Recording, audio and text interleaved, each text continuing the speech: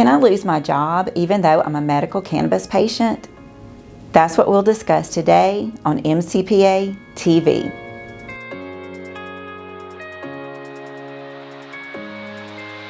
Let's go over potentially a few do's and don'ts that y'all would really like to see patients and understand, and because safety is first, not only for the patient, but for their family members and for the public. That's right. That's right.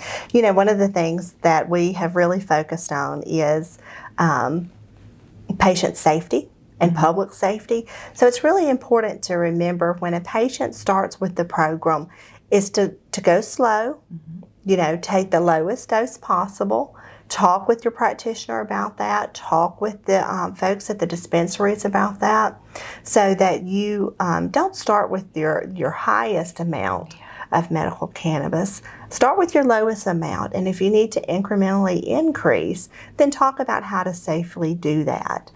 One of the things that other states have experienced, Angie, in some situations is, you know, increased calls to their poison control line and things like that. And a lot of times that's because people don't store their medication properly, all forms of medication. So that's one of the biggest things that our patients can do, is make sure that they're storing their medication properly, that it is outside of the reach of children, that even teenagers can't access it in any way, because we already know we have a number of problems with different opioids and benzos, and we don't want this to fall into the same situation. Absolutely.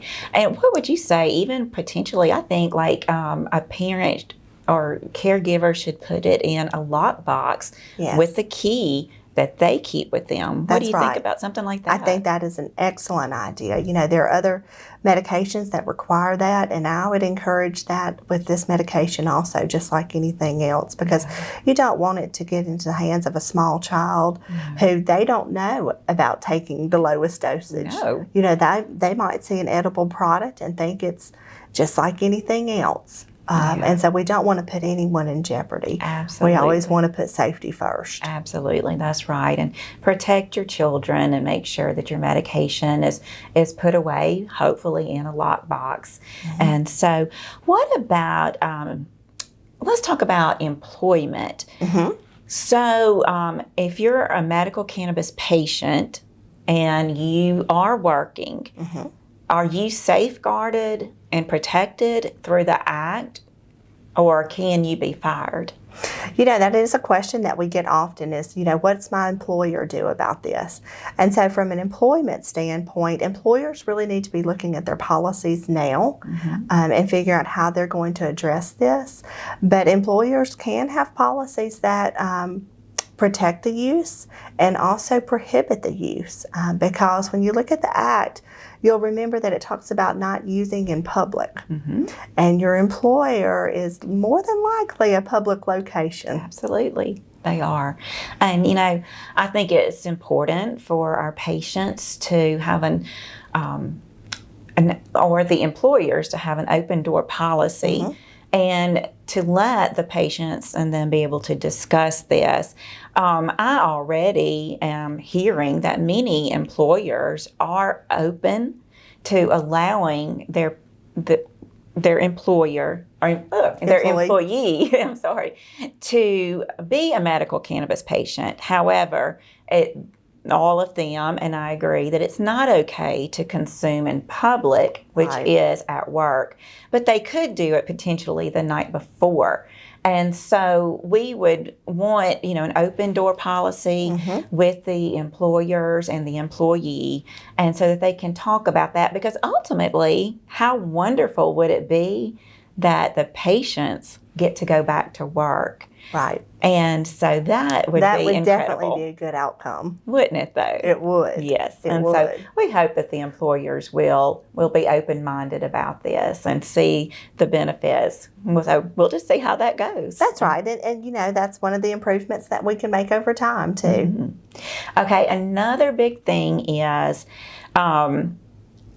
if you are a patient, should you ever drive impaired or operate heavy equipment? Absolutely not. You know, if you approach it from the standpoint of safety. Again, your safety, the safety of your family members, the safety members of anyone else. If there is any degree of an impairment, absolutely not.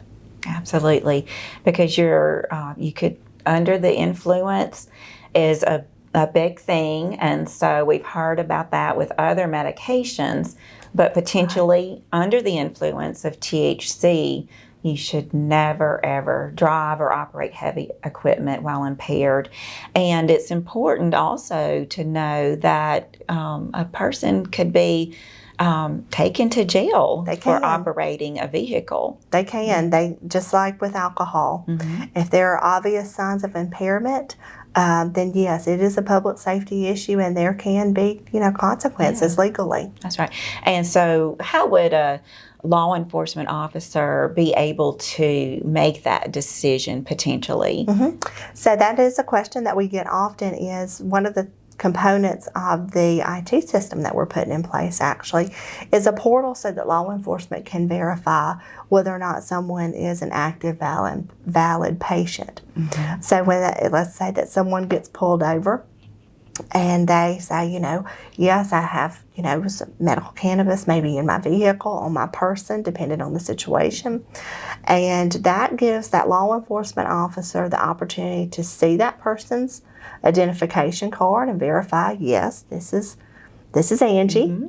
And then also we have a portal for law enforcement to be able to verify that Angie is a patient and that this is valid and this is medical cannabis. Gosh.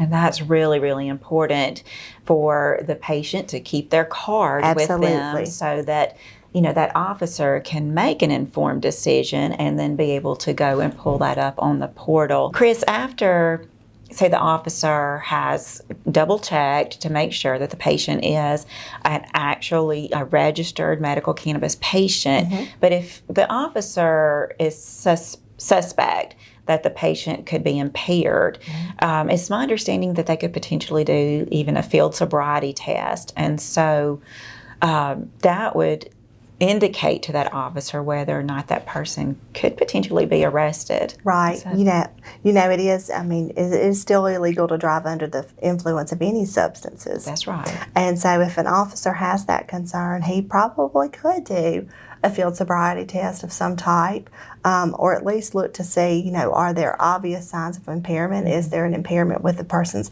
cognition, with their motor skills?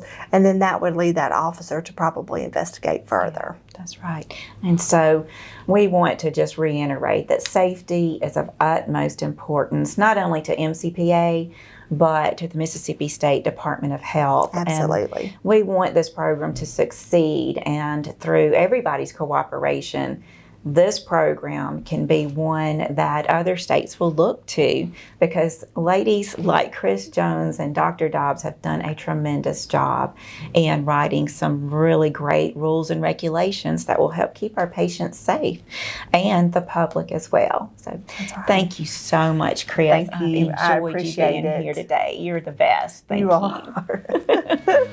Thanks for tuning in to MCPA TV. We'll have another episode with Kris Jones from the Mississippi State Department of Health soon, so be sure to tune in then. And thank you, our viewers, for tuning in and watching MCPA TV. For more information, go to our website, follow us on social media, and share this video with your friends and family.